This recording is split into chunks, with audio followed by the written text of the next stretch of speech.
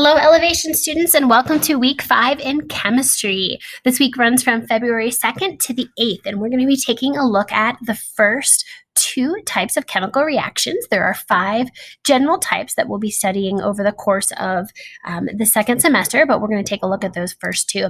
So let's look at our pacing guide for this week to see what our assignments are going to look like. I look forward to seeing you in virtual class at 11 a.m. After that, I'd like for you to go ahead and to finish out your notes with the following 2 things. Florida Virtual has a really nice synthesis and decomposition summary that will support what we've covered in virtual class. Once you click on this, it will take you to your own generated copy of those notes. You are not turning this in for points. However, it does a really nice job of walking you through looking at the 2 different categories, both synthesis, where we combine to make one product, and then decomposition, where we break one reactant down into multiple products. So you're going to go through and take a couple of screenshots, describe each of those reactions in detail, and then explain what the A and B mean to represent those different types of reactions. You'll also have a chance to look at a couple of questions in terms of categorizing both those synthesis and decomposition reactions. Once you go back to this assignment, it'll also take you to the lesson itself, which is found in Florida Virtual. There are 5 total pages. You'll go through each of them. There are a lot of wonderful interactives where you can actually pull things into different categories and check your answers as you go through. All right, going back to our module.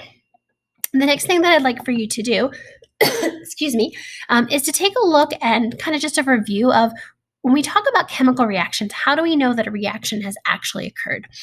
We list here 5 different ways. It really depends on how you want to define them and categorize them. 4 or 5 is what you'll typically see if you look in most chemistry textbooks. But we're going to take a look at those 5. We'll also review them in our virtual class, but I want you to be kind of thinking about these in the back of your mind. You'll also see a question about this on your quiz at the end of the week. All right, so take a few notes on them. You won't need much, but just a good reminder. Your next thing is going to be a play posit. This will be your first graded assignment for the week. As you go through this, you'll notice that you have unlimited attempts to complete it, but you'll notice that each question has either 1 or 2 opportunities to answer it correctly. So you'll see that this is being set up as a test student, but yours will actually be the real one. You'll hit play. There's actually 2 videos I've recorded here. One is this individual who does a quick summary, and then the next actually goes into much more detail where things are written out on a blackboard, and you can see those different types of reactions. So you'll answer those questions as you go along. You'll also have a chance to balance and do some predictions, which is what we'll expect from you on your quiz as well.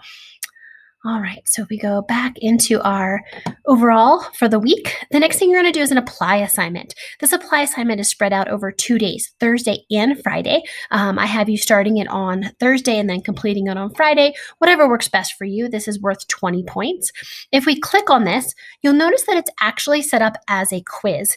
You have unlimited attempts to earn your highest score. There's 2 different types of questions. The first is an identify and then a balance. So you'll be given a reaction, and you have to say if it's either synthesis or decomposition, and then you'll balance the reaction with those proper coefficients. Remember to write 1 if there is a subscript of 1. The next thing you'll do is a prediction. This is where you'll be given the reactants, and then you'll have to predict the products. For example, you won't need to balance the reaction, or if it's a decomposition, then you'll be given the products and you'll predict the reactants. So it depends what type of reaction, but you'll be determining one side of that reaction. Okay. The next thing you'll do after you finish your apply assignment is then finally just the quiz. And so your homework quiz, you have unlimited attempts. This quiz covers the following topics: your different types of reactions, synthesis versus decomposition. Again, some practice balancing that's going to stay with us the whole rest of the year.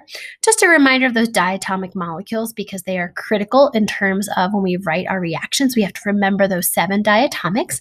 And then finally, just a quick review of the 5 indicators of your chemical reactions. So that kind of sums up our week. Again, we're focusing on synthesis and decomposition reactions, but we're also bringing in a review of balancing our diatomic molecules and just remembering how we know that a chemical reaction has occurred. I look forward to seeing you in BC on Tuesday. Have a great week.